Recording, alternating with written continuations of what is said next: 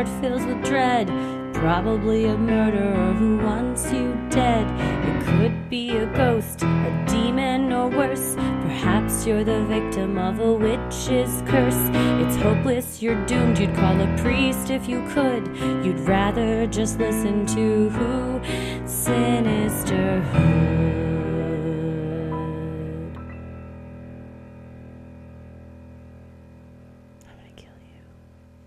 Welcome, everyone. It is Friday, November 18th, and we have got a freaky lineup for you. A couple of these are references to prior Freaky Friday episodes, or they were inspired by something they heard, or didn't even hear it. Something happened, then they went back and listened, and the same thing happened.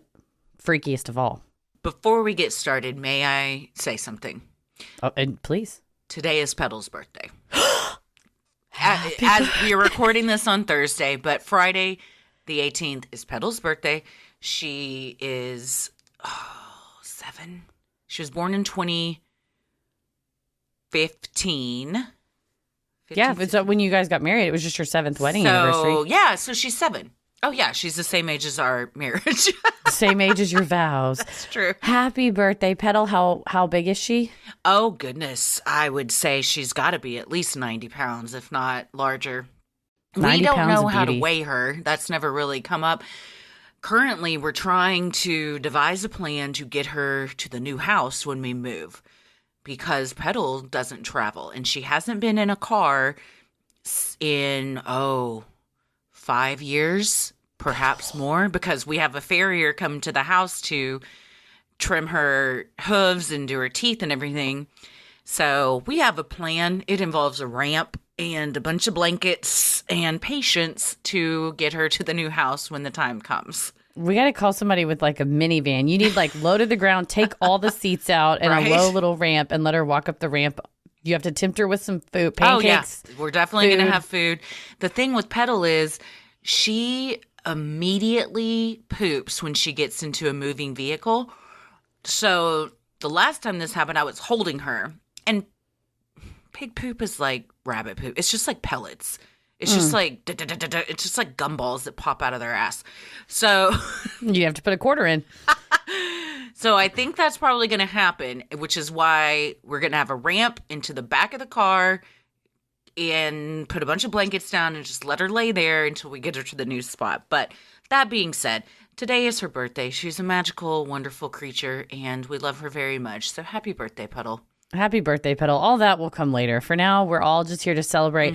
And let's all take this Friday to just treat ourselves as Petal does.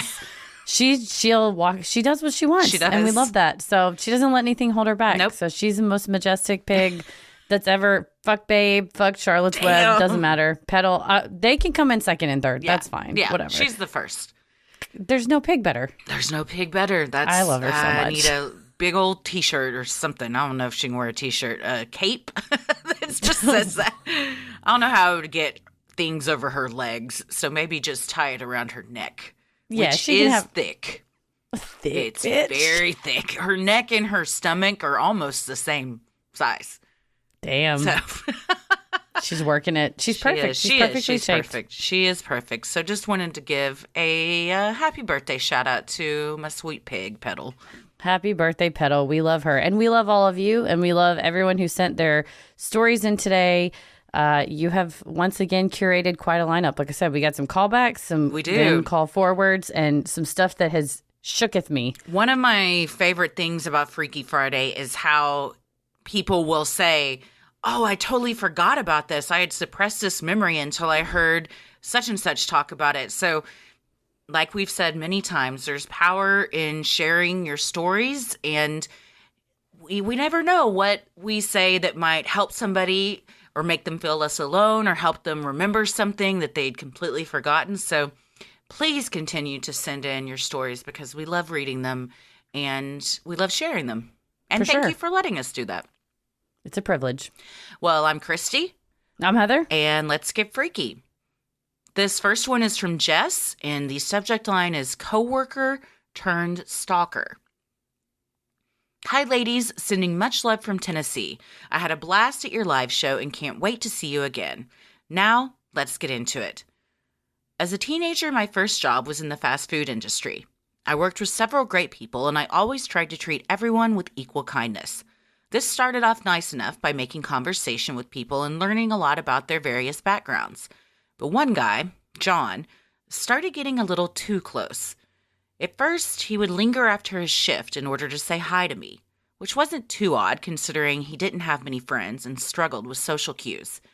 It then progressed to him finding me on all forms of social media and liking every picture I had ever posted. Shortly after doing so, he DM'd me. He tried to force conversation for a little while until I stopped messaging. Thing is, he didn't. He kept asking where I was and what my plans were. I finally just turned off my phone. The next day I went to work, and there he was waiting for me. It was his off day. He asked me why I hadn't responded, and I told him my phone died and I had gotten busy. He then asked if I wanted to hang out at his house after work. This would be a good time to mention that I was 16 and he was in his mid-30s. When I brushed him off, he seemed a little bummed out, but not too angry. He messaged me later asking me about my interests, so I told him I'm a bit of a nerd. He told me he had a massive Doctor Who collection he was getting rid of, and that I could have it if I came over.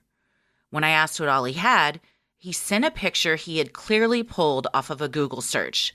This was the final red flag. I told him I thought he was pushing way too hard and that I needed some space and unfriended him on everything. About a week goes by and I don't hear from him or see him at all. Fast forward to Sunday night and I'm fast asleep. I wake up at around 1 a.m. to hear our dog barking at something. No big deal, roll over, go back to sleep. Next, I hear the house phone ring at around 2 a.m. I wake up just long enough to see that my dad's awake. He's a trucker, so he's awake at odd hours, and assume that it's just his work calling. The next morning, I'm getting ready for school and rushing out the door. I jump in my truck, and damn, I've got a flat.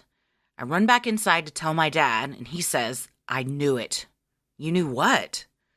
He walks me back outside, and I see that every vehicle on our property, my truck, my dad's truck and car, and my sister's car, all have a single flat tire. This is not a coincidence. I skip school and we use the spare to make a trip to pick up the new tires, only to get back in enough time to see 4 more flat tires on every vehicle. Whoever did this fully cut one tire and half cut another so they'd slowly flatten. We were livid. Once Dad and I were done replacing everything, I asked him why he was home. It hadn't even crossed my mind that he was supposed to be at work. He said that the phone call last night freaked him out and that he wanted to make sure I was all right. He said someone called at around 2 a.m. and said that they were some girl's dad and I had stolen their backpack. I had no idea what they were talking about. Dad was convinced that there were drugs in the bag and that they weren't going to stop until they found it. I stayed home for a few days and Dad stayed up all night patrolling the house. The guy kept calling every night at around the same time. Finally, Dad let me return to school on Thursday. Right before my second class, I got pulled into the SRO's office. My heart was racing as the SRO told me that my dad was in the hospital. She wouldn't tell me why or what happened, only that I needed to tell her everything I knew or she wouldn't let me see him. I told her everything I knew, but she still wouldn't believe me until I gave her her name. I had no idea who this was or who their daughter might be, so she just kept on screaming at me. Finally, she'd had enough and let me leave. She escorted me to the front office to find my dad. She had lied about the entire thing. He was fine. I was furious. Turns out the guy had called back again during the day, threatening to come to my school and get what was stolen by force. I had taken just about all I was going to take. I looked at the number he was calling from, made a list of anyone I could think of that I'd angered. The phone number belonged to a local hospital close to where I worked. The more I thought about it, the more it made sense. John didn't drive, so he would walk home, and his route went right by the hospital. Additionally, the night shift usually left around 1:30 or 2. After a little more digging, I found out that he had done this exact same thing to several people, both at this job and at others. He would find someone who was young and attractive that was nice to him, get super attached, and then retaliate when it wasn't reciprocated. Worst part was that he was excellent at covering his tracks. No one could figure out how he was tailing me to my home or school since he didn't have a driver's license. He'd had several DUIs, and the police couldn't press charges due to lack of evidence. I ended up leaving that job and refusing to go back until he was fired. He stalked 2 more people before they fired him.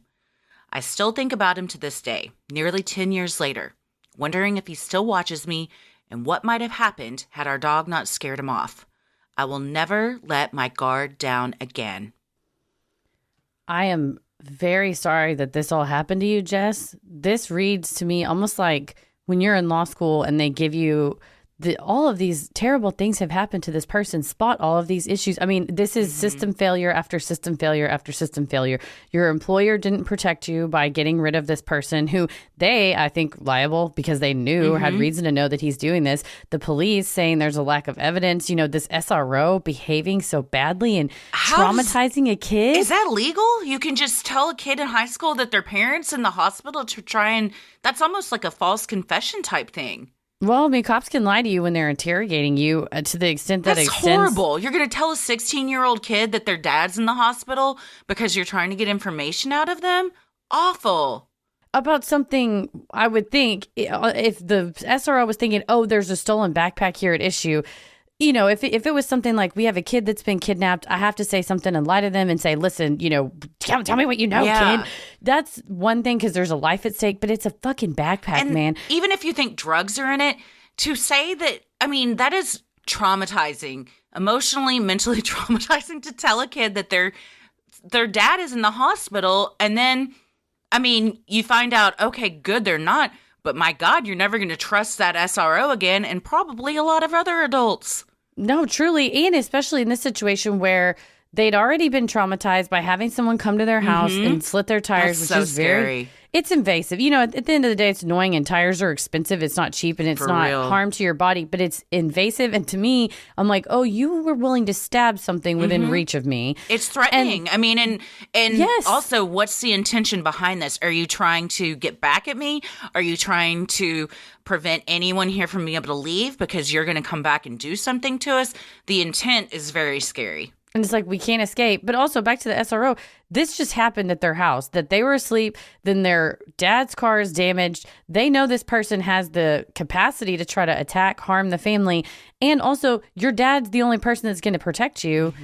To lie to them in that way is so much more traumatic. Oh, so gosh. I'm harping on all that. That SRO sucks. So there's that. Yeah, the company they sucks should- for not firing him. they should be Fuck fired. this guy, 63 Ways to Sunday, being 30 years old and trying to lure teens to his home with photos of fake Doctor Who collections. How dare you? How dare you use Doctor Who in your web of lies? And to think that that Jess is so naive and ignorant that, oh, here's just a Google image of a bunch of Doctor Who paraphernalia. Oh, this could be yours if you just come over. They won't figure it out. It's like, bitch, I know what the internet is. I could reverse image search that. A 16-year-old versus mid-30s, that 16-year-old has you beat 1,000 times over on the internet. Give me a break.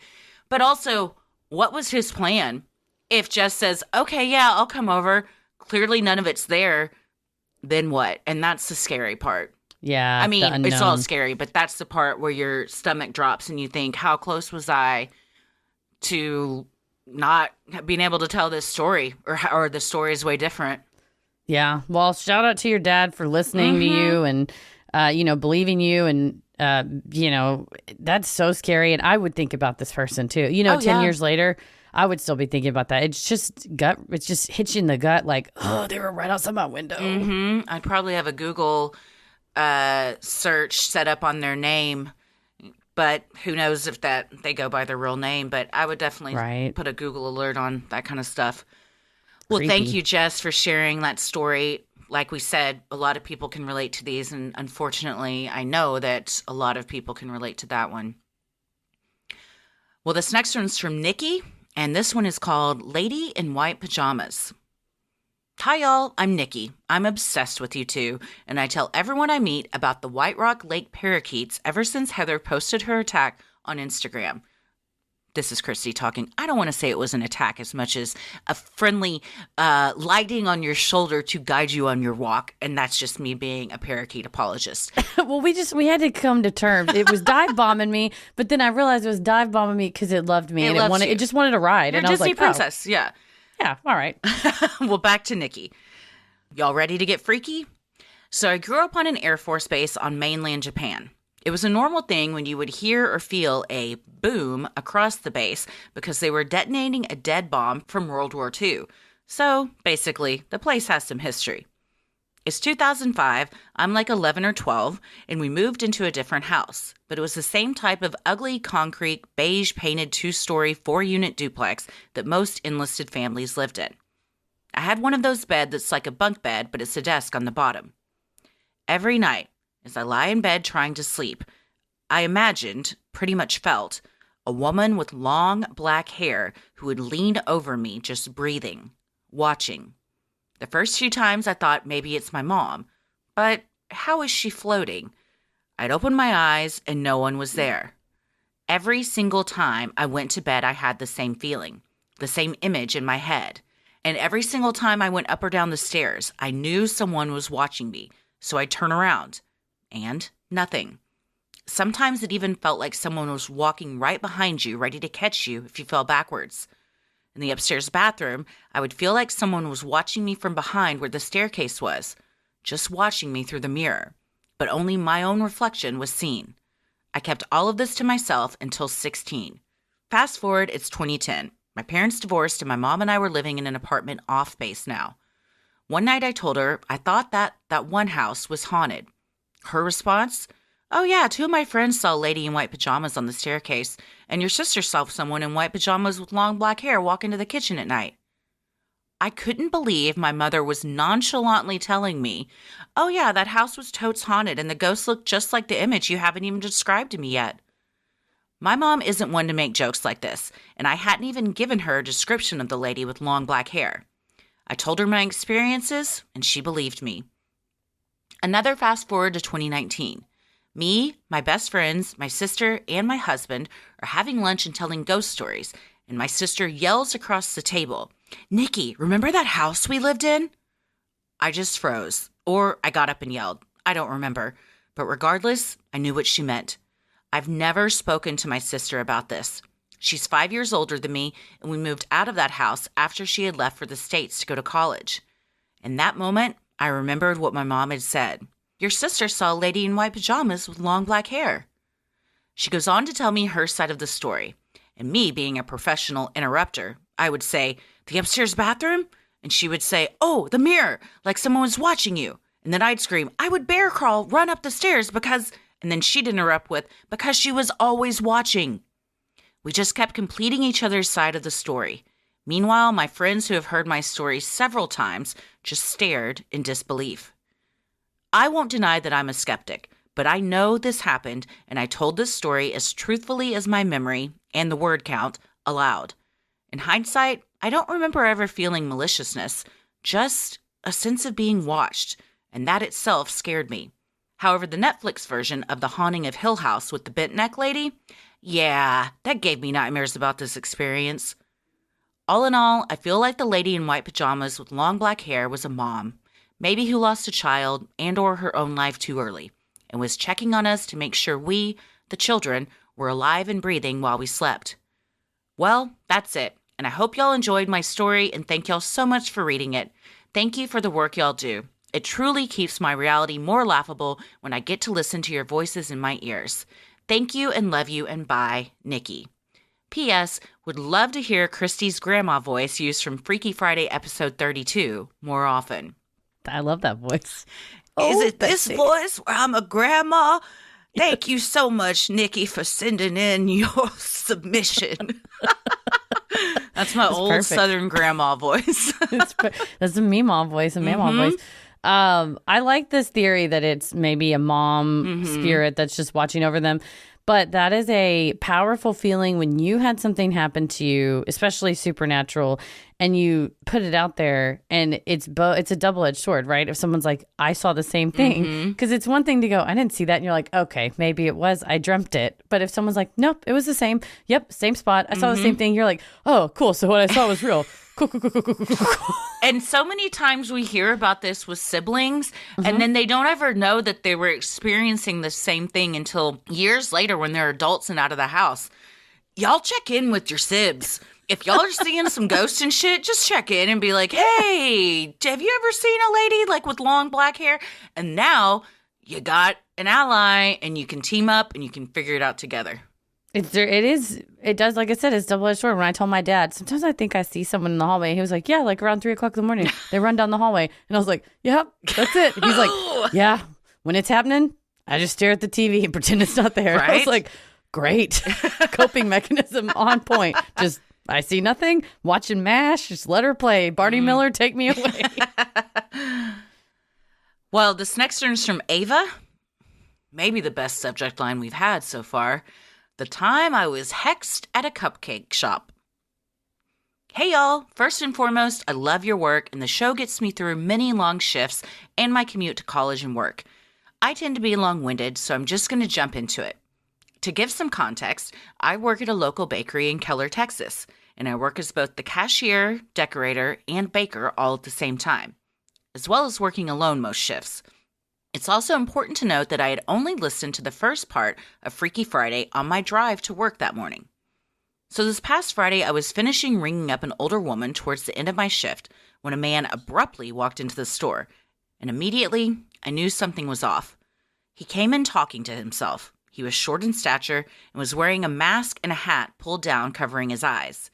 He immediately began engaging with the woman I was checking out, and she was visibly uncomfortable. She quickly left, and he then started saying random cryptic things to me, and in the process, requested a strawberry cupcake. I began to put the cupcake in the box, and he then proceeds to get on his tiptoes and reach over the glass, separated the cakes from the customers, and says, "No, I want this one." Now, this particularly peeves me off, so I politely but sternly say, "Okay, but please don't reach over the glass." He then just blankly stares at me, and I begin checking him out. He asks me if I own the store, and I quickly respond no and continue messing with the cashier system as he continues mumbling things I can't quite understand. He then goes quiet for a moment and looks up at me and says, "You think you can tell me what to do? You can't tell me what to do," in an ominous but aggressive cadence. I ignore him, already feeling unsettled, and he then says, "Do you know Renee?" To which I respond, "No," in a confused tone. He then says, "Well, you're going where she went." My eyes just about bugged out of my head. What does that mean? Now contemplating if I was just threatened or not, he's trying to pay and his card keeps showing up as invalid. He's now asking about what time the store closes, to which I don't even respond because why the hell would I tell him that? His card finally goes through, and as he's leaving, he shouts something about someone ending up in county jail. I quickly take note of what car he gets into and look up his name in our cashier system to then Google him to see if he has any criminal records. I am now visibly startled, and the girl who is closing comes in for her evening shift. I fill her in and leave her with my pepper spray because God forbid he comes back to harass a 17-year-old girl if I can help it, and I finish up a few tasks before driving home. On my drive home, I immediately knew something was up, and I called my dad to get an egg ready because I just knew that this man had done something to me. My face was hot and felt swollen, my head was throbbing, my ears were burning, and I began to get a stabbing feeling in my right eye. I get home and strip down to a tank top and running shorts as my mom completes the egg cleansing ritual on me, known to be done in Latino culture when we feel bad omens have been wished upon us, also known as mal de ojo. She rubs the egg in a cross pattern all over my body, repeating the Lord's Prayer, until finally finishing the ritual at the top of my head. Y'all, I'm not even kidding. That egg was heavy as shit when my mom cracked it into the cup. And what do you know? It was cooked. It's now Saturday and I'm still freaked out. And the more I think about it, I don't even remember seeing his face, which is extra creepy. Anyways, this morning I was getting ready for my AMP class, #TCCProud, and finishing up the Freaky Friday episode, and giggled at the woman whose life imitates these episodes because that also happens to me sometimes. And then you read the Ojo story. WTF. Anyways, to sum it all up, I now have a rosary in my pocket and it will likely be there for the foreseeable future. Thanks if you read this and keep it creepy. P.S. I'll also attach a pic of the egg. Ava attached the pic and it is not raw in that cup. Damn. That ceremony. I've known extended family members on my not blood related side, but folks that have done this ceremony. I mean, truly believe in it. It's an important part. And if you run into a person like that, where you, like you said, you don't know what they're mumbling, like, is it a curse? Is it a spell? Is it a ritual you're doing? You just don't know. It's like better to, and then that feeling comes over you. It's better to be safe than sorry. Maybe I was hexed last week because I had all those symptoms. My head was throbbing and there was a stabbing pain in my right eye. I was sweating. I think it was the flu, but I could have been hexed. I don't know. I don't know. Some people also believe that that you can utilize eggs in a different way to break a fever. So there you go. That might have been something helpful as well. But yeah, definitely that's funny that it's the same. You know, you hear that story about life imitates Freaky Friday. You're like, oh, that's fun. And then later on, you're like, oh, shit. Yeah. My life imitates Freaky Friday. And someone had sent in a story about their experience with the same ritual. So share those stories. You're not alone. You're not alone. And keep this man out of this cupcake shop. Dude. Much like the gentleman trying to use Doctor Who to lure women. Don't cause a ruckus in a cupcake Don't bring shop. That's a cupcakes place into of your joy. bullshit. No. That's a safe place. It should be. If I am going into a cupcake shop, I am probably happy, looking forward to my cupcake. I will say, good choice on the strawberry, but your attitude with everything else sucked shit. So don't be bringing that into a cupcake shop. Nah, leave it at the door. Check it at the door. Well, this next one is from Emily, and the subject line is Preschool Ghosts. Hello, ladies. I'm going to get right into it. I am a speech-language pathologist who works with preschool-age children. I go in and out of preschools and daycares and work with children who have speech delays and disorders. I work with all kinds of children, some who say their sounds a little funky to completely nonverbal children. I love what I do. This story is about one of my kids. I'm not going to give any identifying details, just that this is a preschool-aged boy whose speech is extremely difficult to understand.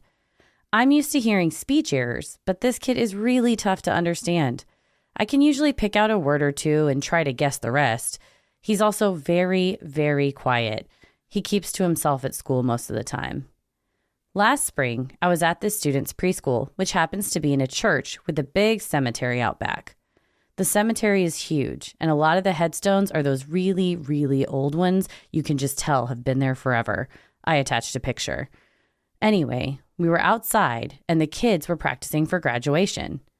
Afterward, we were standing around, and that child walks up to me, points at the cemetery, and says, "The boy," clear as a bell.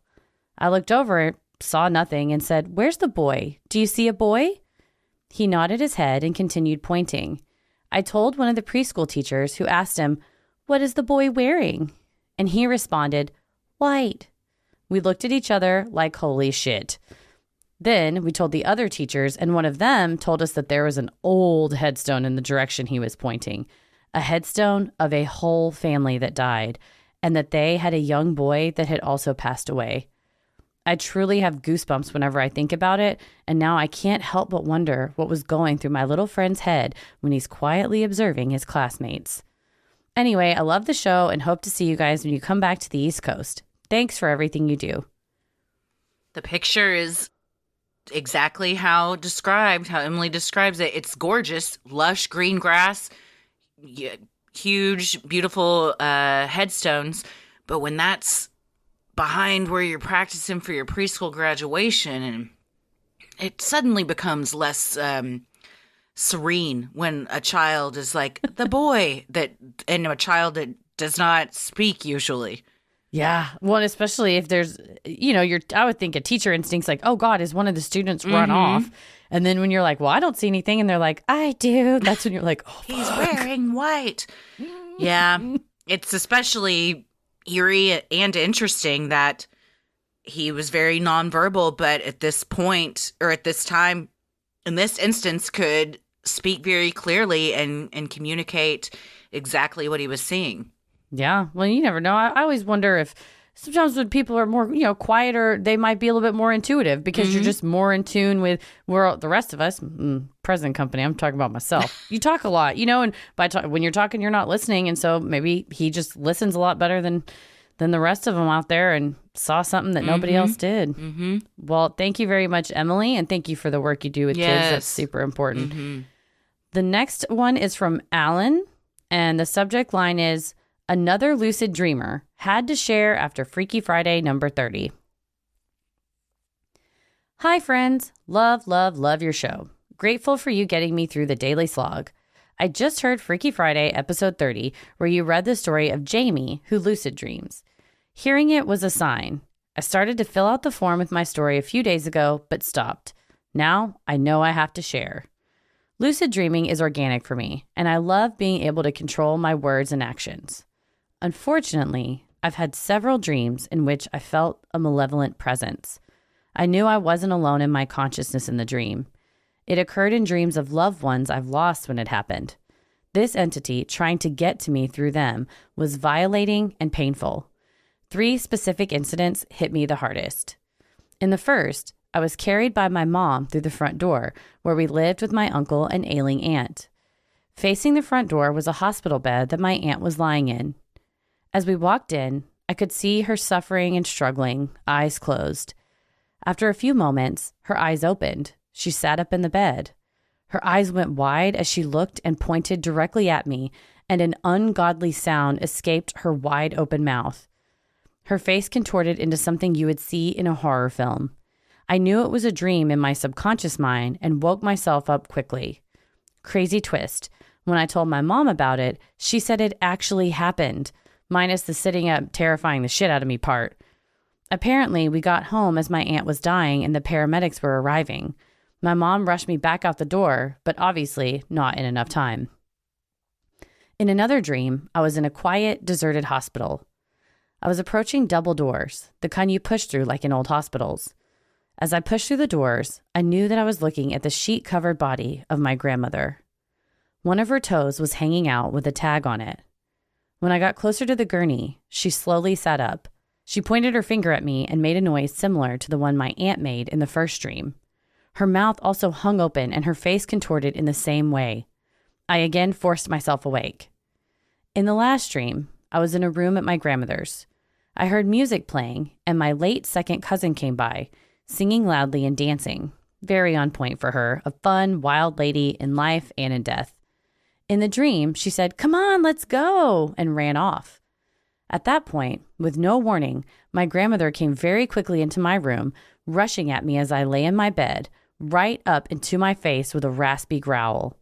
Her face then started to change, and before I could see the full transition, I said, "Fuck this, not again, bitch," and forced myself awake. Pretty terrible, right? But lucid dreaming has also offered me some wonderful experiences, so I'll end with one. As I mentioned previously, I grew up with my great uncle. My mom and I lived with them until my dad, not my biological father, entered our lives. Then, when we moved in with my dad, my uncle moved with us. It was probably tough for my dad at the time, but my uncle was my world. Sadly, I had no chance to say goodbye when my uncle passed. I had years of guilt about it and pleaded with him, God, and angels for a second chance. Many years after his death, I finally had a conversation with him in a dream. It was brief, and I won't go into detail about it, but I finally got to say goodbye.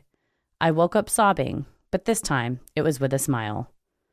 I saw my uncle again, but it wasn't in a dream. I've always known that I was sensitive, but it scared me and I ignored it. However, in 2020, I sacked up and took a mediumship course that was so enlightening.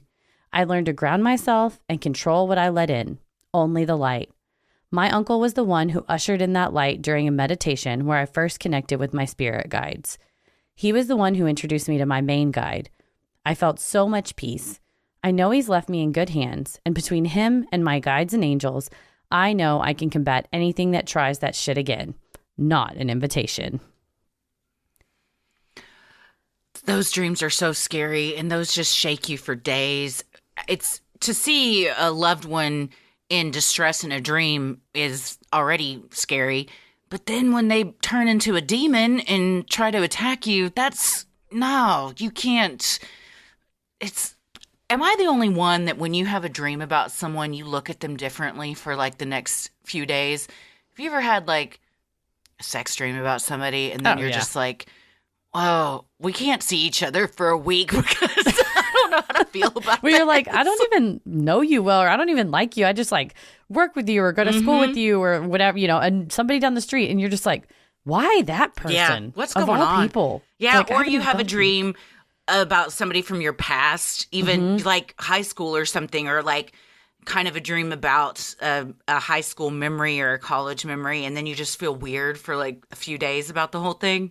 Right. It like it brings you back and you're like, I wasn't trying to go back there. I'm good. And that's kind of like with this. It just fucks up your days because you're already sad that your loved ones have died, and now you got to worry about going to sleep and having this happen. So I'm very glad that a good thing happened with your uncle where you were able to get closure in a visitation dream.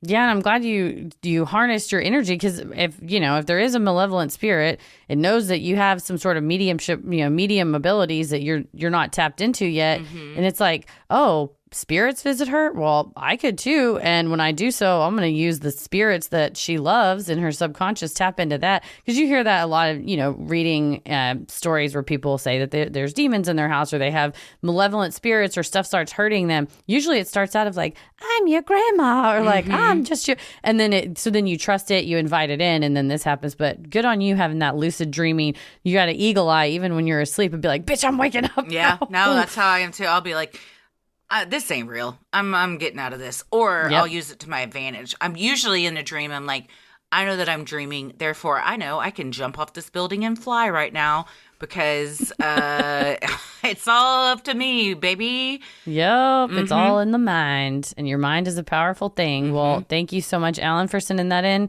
And this last one is from Kate. And this... I meant to put... I thought I had a contact warning or a content warning. There's sexual assault. I thought I wrote that. I would just give a content warning about sexual assault. Well, thanks for sending that one in. This next one is from Kate. The subject line is My Survivor Story, and content warning, there's discussion of sexual assault. Hello, ladies. First, let me apologize for the typos and poor grammar. I'm not a writer, and I might be a little drunk writing this. I also have a brain tumor, but now it just sounds like I'm making excuses. So... back many, many years ago, my then fiance and I had a friend over for dinner to celebrate our engagement. I was off all day alone and was cleaning and cooking in our apartment. We lived in a very big old building where you have to use your keys to open and unlock the door from the inside. I went out to the dumpster a couple times and propped both the downstairs door and our back door to our apartment open so I didn't need to carry keys and garbage. I cleaned, cooked, jumped in the shower, and my fiance came home and had picked up our friend. We all had a lovely dinner, and afterwards, my fiance left to drive our friend home. I began cleaning up the kitchen, and then decided just to leave it until morning. I went into the bedroom and started to take my clothes off. Our kittens came running into the bedroom all puffed out, and their claws made a very loud scratching noise on the ground. Before I could even say out loud, "What the fuck is wrong with you two?" I heard the wood floors creaking and heard heavy footsteps getting closer and closer. This was the early 2000s, so cell phones were fairly new. I grabbed my cell phone and ran into the closet. As I was running in there, my fiance called me. The only thing I got out was, "Someone is in the apartment, call the cops." Then the call failed. I kept trying to call the police. It felt like forever, but it was maybe 10 minutes. I heard the guy running back and forth through our apartment, and then a huge boom. The police broke the door open, and a female officer opened the closet door and told me it was okay and I was safe. The intruder apparently jumped off the balcony. We lived on a high first-floor apartment. I don't remember a lot of what happened after that. I know we went to my parents' house for a few days. I know the police found the dirtbag semen in my closet, I assume because he was watching me clean and shower. A month or so later, a man was arrested for breaking into an apartment a few streets down, hiding in the laundry room, jerking off and watching the woman. When one woman saw him, he attacked her and tried raping her. Another man in the building heard her screaming and beat the shit out of the guy. We moved shortly after our wedding, but my therapist had us take all the closet doors off the hinges to help me feel safer. That concludes my survivor story, or my almost true crime story. Love you, ladies, and appreciate you, Kate. This is my worst nightmare. I mean, one of several, but finding out someone's been in your home while you're there watching you, and then not just watching you, masturbating in your closet. Oh my God, Kate, I'm so violation. sorry. Yeah, such a violation. And it just sends your brain into overdrive. How did he get in there? How long was he there? Had he been in there during the whole dinner party? Like, how long was he just waiting? Oh, yeah. Did he listen to the conversation at dinner and just like get off doing that? And oh, yeah. That is so scary. And especially now, him walking around knowing that your fiance and friend are now gone. And later on, when we see what he attempted to do with the neighbor, that's so scary. If that was what he was willing to do, and just it's happenstance that you had your phone, happenstance that your fiance called, but that is like you said, it's the worst nightmare, and you are a survivor. My respect to you, because it is. And you mentioned a therapist, because, I am also a survivor, and therapy is like number one way to deal with, for me, at least it's been extremely helpful. And recognizing something that other people take for granted of, close my closet, that is upsetting to you. And if that's going to help and to help you feel safer, then that's a way to do it. Yeah. You did exactly what I would have done. Grab my cell phone, run into a closet and hide. I think lock yourself. Whenever I mentally walk through a scenario like that, that's what I think about doing. But I'm very glad that he decided to get the fuck out of there, and the cops were able to open the door and let you know you're safe. But that doesn't mean that you feel safe. No, not at all. Well, thank you for sharing that with us, Kate, and for writing to us. Yeah, you said I'm not a writer, but you told that story just as perfectly as you could have. Yeah, and like we've said this whole time, sharing stories is very powerful, and there's a lot of people that are in this same situation, have had experiences like this. So thank you for sharing that, and that might help other people feel more confident in sharing their own story, or knowing at the very least that they're not alone.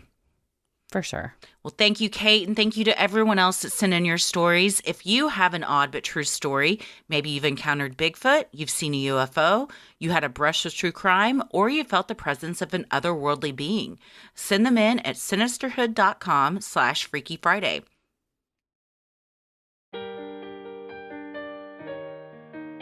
We love providing Sinisterhood to you at no cost, so if you like what you hear, consider supporting the show by donating to our Patreon. We're a small operation, creating the show for you by researching, writing, recording, and producing it ourselves. Any amount is sincerely appreciated and helps offset the cost of making and hosting the show. As a thank you, you'll also get some sweet perks like ad-free episodes, a Sinisterhood sticker, membership to our exclusive Patreon Facebook group for those on rolling the airwaves and getting into it tier, a special shout-out on the show, a monthly bonus minisode, and patron-exclusive video and audio content, including Am I the Asshole?, relationship advice, Judge Christie, Dear Sinister, true crime headlines, and so much more. You also have the fun perk of access to our Discord server, where you can connect with other fans in real time and discuss the latest in true crime, share personal ghost stories, or just post adorable pictures of your pets. We hop on occasionally, and we host monthly Q&As on Crowdcast, where you can ask us all your burning questions. We had our one this month last night. It was a ton of fun. And we have the live stream tonight, but y'all will hear this after. But I'm going to go ahead and say we had a lot of fun on that one, too. And you can go watch both of the replays on demand anytime you want right now. There you go. For patrons not in the U.S., you have the option of paying pounds or euros, saving you the cost of the conversion fee. Annual memberships for all tiers are also now available, and those that select this option will be rewarded with a free month of membership. For more details on all of this and specific member tiers, visit Sinisterhood.com and click Patreon on the top banner. Ho, ho, ho, it's Christmas time, and I'm Christmas Krampus here to say no better gift for a Sinisterhood listener than some Sinisterhood merch. Why not get them a subscription to Patreon, which is virtual, and then put a little paper inside of a fun beanie or a hoodie or maybe even a Christmas mug or a Sinisterhood mug. If not, I'll put you in a burlap sack and beat you with reeds. For all of this, go to Sinisterhood.com and click shop in the top banner. Man, I didn't know Christmas Krampus was here today. Thank you for guesting on this episode. It's so nice to talk with you always. I hope we get to hear from you more over the next few weeks during the holidays. I'm not going anywhere. I'm always with you. The best thing you can do to help us grow is like, review, and follow on Apple Podcasts, Spotify, or wherever you listen to your podcast. And please tell a friend who you think would like us to check us out. You can also share any episode by clicking the 3 dots in the top right corner and share topic-based playlists from Spotify by visiting sinisterhood.com/playlist. All of this means so much to us and really helps podcasts like us get more exposure. You can follow us on Instagram and Twitter at SinisterhoodPod, like us on Facebook at Sinisterhood, and follow us on TikTok and YouTube at Sinisterhood Podcast. Christy, where are you? I'm on Instagram at Christy M. Wallace and TikTok and Twitter at Christy or GTFO. Heather? I'm tweeting hateful things at Ticketmaster on Twitter. You and everybody else. We are all mad about Taylor Swift. Mm-hmm. I'm on Twitter at MCK versus the world, and I'm on Instagram and TikTok at Heather versus the world. As always, the devil rules the airwaves. Keep it creepy.